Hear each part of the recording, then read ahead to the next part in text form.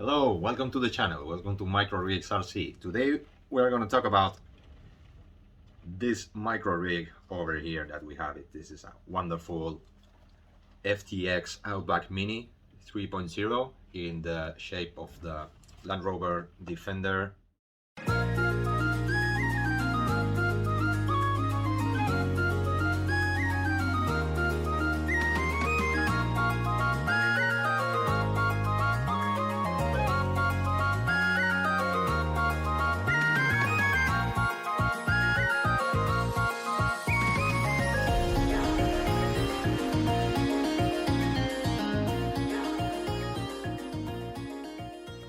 So today we're going to see this rig, this build, how it performs, and which elements does it so special.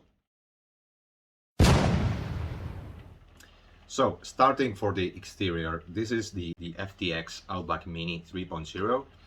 I love that it has like external roll cage or exo cage. It kind of looks like a mini Traxxas TRX4 Defender, isn't it? So what I started doing is I of course did this fake spare tire as I showed you, so it's something that really doesn't have any weight right here. I put also this fake luggage sack, which is made of sponge, so as you can see it adds like 1 gram maximum. I made this bumper out with styrene, making some drills, etc. And to make the bars of the bull bars or for the front bumper, what I did is that I used a spare roll cage that I have, and I started to cut the parts that may be suiting this type of shapes. So then I glued it all together, and then I did this good looking Defender bumper. Also I add some rear bumper as well, of course made also with styrene, because it was very simple. The Defender traditional rear bumper used to be very simple in shapes, instead of the bumpy and bulky shape that the bumper that came with the RTR version. So it was impacting the departure angle, and this also it's way better for the approach angle. Apart from that, as you can see, I had these spotlights up here. I took them from a Rock Hobby Katana with that Land Cruiser 80 series awesome body. So I took those spotlights, I put them, and then I'm gonna remove the body from here, and then I'm gonna show you that of course the headlights are operated by a Lane Boys RC light controller that I showed you in my previous video. I also made my very own light bucket with styrene, and sorry for the messy wiring because I'm still experimenting with the lights and with the wires. I still have to plan to tidy up a bit. Then I made some custom made styrene trays for the electronics. I relocated the battery from back here, that doesn't make any sense, to the front here and a bit lower as well, and then I place my super tiny electronics down here. As you can see, one of the major novelties of the 3.0, the Outback Mini 3.0, is that the motor, it's up front right here. So instead of being here, now it's up here, so it makes the weight balance way more front bias. Also, it's a bit high, so the center of gravity can be a bit impacted, especially if the servo is also here in this place. But well, we will work around that as well.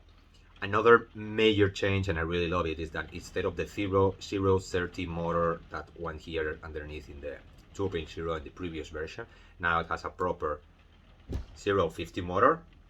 The main reason for FTX to go with this bigger engine is because the car was intended to run on LiPo 1S, so it's giving a poor performance overall compared to the 2S versions. Of course, changing the electronics, I made it capable of 2S. Now it's way stronger and it's also way faster.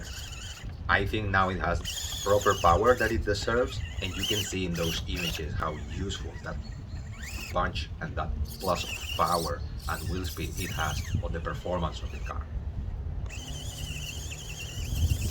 I had to change it because by default it comes with a 55 turn motor, and after some use and abuse, especially with my kids, I noticed that I was losing the drag brake. I was changing and experimenting with different ESCs, and it also had the same issue with the drag brake, and then I found out it were the magnets inside of the engine. So I changed it for this other 050 motor. In this case it's a 66 turn version, so it's a bit slower but has a bit more torque motor, and it works perfectly now. It has a really awesome drag brake. Talking about the electronics, so what I did, and probably you cannot see it very well, but I fitted at the moment a Furitek Iguana Pro 2 ESC, which is right here. It's of course a really impressive ESC in terms of smoothness, quality, control. It's really impressive. It's really awesome. I really like it too because I went to the Pro version instead of the normal Iguana version, because I bought it with a discount and it was even cheaper, the Pro version with the discount, and also because it came with a little switch. I don't like this super tiny switch because it's really difficult to get through it and to reach it from the underneath of the car when you are running it. But at least it's something. I really at least it has a switch. The regular version doesn't, and you have to build in your own. So for the same price, I went to this. And also another difference is that it has a bigger BEC, a bigger bake. I also fitted one of the old known Emax servos. This is not the second version that we all know now are very popular. I bought like a very cheap legacy version of the Emax digital servo, but it works almost the same, so it's really nice. It was really cheap and it works perfectly fine for this car. And apart from that, also just to comment that I have the Turbo Racing 4-channel receiver, which make me easier to operate with my Turbo Racing super small remote that has LCD screen and all the options inside, so it's really capable. I really love this radio because it's really small. You can drive with one hand very easily, and it has all the features and all the configuration capabilities of the more expensive radios, as I said before. So as you can see now with the zero motor engine, the low speed control is really awesome with this Furitek ESC. It still have some punch when you want to do it.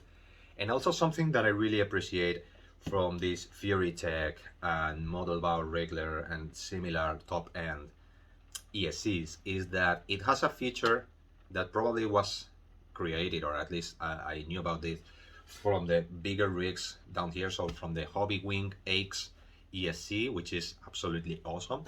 It's that it slows down with the drag brake progressively. So of course, if you are running and you stop it, it stops immediately. But if you're running faster and you release it, it kind of takes a fraction of a second to slow down smoothly. So instead of being an abrupt on and off switch, it goes a bit progressively. That means that every time you have to stop from a higher speed, it will not be putting so much stress and an impact on the transmissions. I found it really useful because one of the weaknesses of this rig is that the transmissions are all made of plastic, and even the universal is made of plastic, so it's very weak. So sometimes, for example, playing with my kids, that they were triggering on and off all the time, and in the end I ended up by breaking one of the transmissions. On the other hand, the transmissions are really cheap and you can order it from the US, from Europe, from Asia. The wheels, so as you can see, those are RC4 drive stamped white wheels. I think they were the best looking wheels for this rig, for the Defender body, because they are more traditional, more totally off-road oriented. So I think it was more also scale looking, so I really love them. But it were really a pain fitting this. Not only because these wheels in general are a pain to screw them and to have them fitted on every 1-inch tire, because of the bed lock system is really difficult to adjust, in my opinion, at least compared to others. but also because the thread here it's bigger, and the knot that it has is a bit bigger than in the FTX 24. So what it happened is that the wrench tool and all of them were touching with the small screws from the bit lock. So what I had to do is take a plastic OEM wheel from the Axial FTX 24, glue the ear racing super soft tires that I really like, and also are a bit smaller than normal, so it gives a bit of the scale looking of the real truck. And I glued on top and I soldered to make a one-piece rim with the both sides. Now the tires are glued. I cannot change them. They're not pit lock anymore, but it was such a mess to be changing the pit locks of the RC4 drive wheels that I decided to go for something fix it and more definitely. So I think it looks really good. And now let's take a look at the underneath of the car. So as you can see from underneath, the major improvement that I had recently is the set of brass links from Extra Speed. So I've got the brass steering links. I also got the brass C-hubs, all the brass links as well, the 4 of them, and the brass skid plate. Main issue that I have is that, as you can see in the pictures, the brass links for this car are a bit longer than the plastic ones. So the geometry will be changing. Also, as you can see, the wheelbase is now a bit longer, so it doesn't quite fit very well in the car. Now, just to compare with an Axial FTX 24 body that I modified, but it's basically the same wheelbase from the Jeep. It used to be almost half an inch, a bit less than half an inch longer, and now, as you can see, it perfectly matched the wheelbase. So I think that we have gained something like 1.5 centimeters of wheelbase, which is a bit of on the limit for this body. I still like it. I think it's still more or less in place. It doesn't look very weird, and it doesn't rub. But well, you have to keep that in mind, especially if you're trying to mix and match different type of links. So all of them are making the length, the axle, a bit farther. And another thing that I have to keep in mind is after fitting all of that, the flex was all gone. I didn't have any flex at all. It was very rigid. It was binding all the time, etc. So I had to fit, and it came with the set as well, but it was not very instructional. So I had to fit these brass spacers in the upper links here and there, because it doesn't have a lot of lateral side movement, so you have to adjust that. So now they are a bit more in a straight position. Same happens with the rear. As you can see, I also put these spacers here and here, and to put it here, it has a bit of a play, but with that I gain also a lot of flexibility. It has some play, but it's not impacting the drive at all, because you don't have almost any play sideways or back and forth. So it's still a good setup.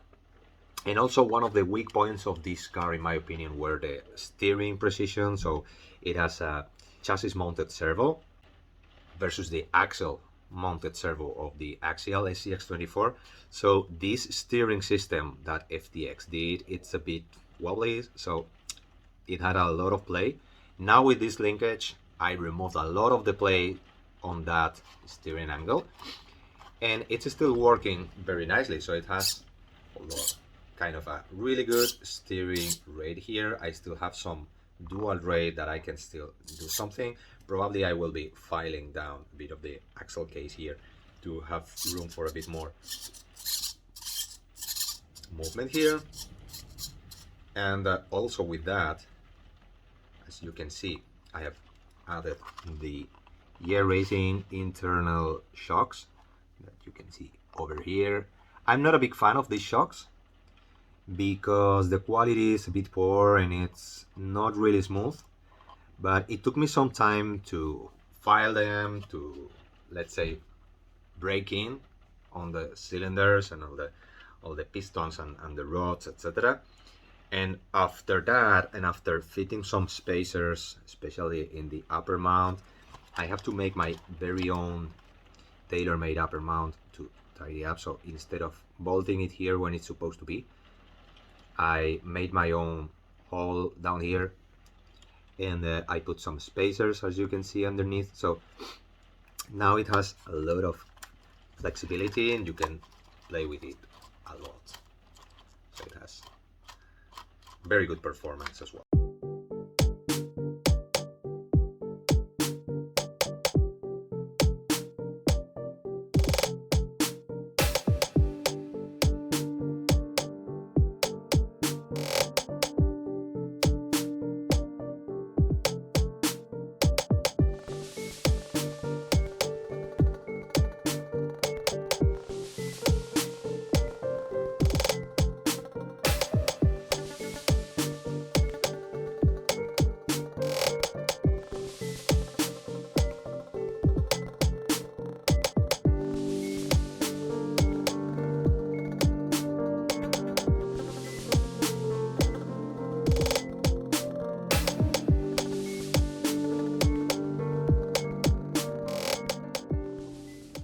I set the suspension to have, of course, as I always told you, sorry that now the body is not fitting on the pin, so it's not making its right height, but it has a proper extension and rebound, so it has a proper drop as well, and it has some articulation as well.